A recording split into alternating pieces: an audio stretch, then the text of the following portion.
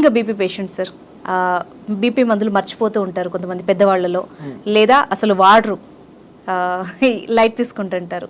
దాన్ని నెగ్లెక్ట్ చేస్తే ఫర్దర్గా ఇంకేమైనా జబ్బులు వచ్చే అవకాశం ఉందా? సో డెఫినెట్లీ అండి, బీపీ అనేది చాలా వెరీ వెరీ వెరీ కామనెస్ట్ సమస్య అండ్ రొటీన్ ప్రాబ్లం అయిపోయింది, ఎస్పెషల్లీ ఇండియన్ సబ్ కాంటినెంట్లో, because our population eats more salt. అవును. So salt is a poison for BP patients, indirectly saying, because definitely salt intake increases the blood pressure.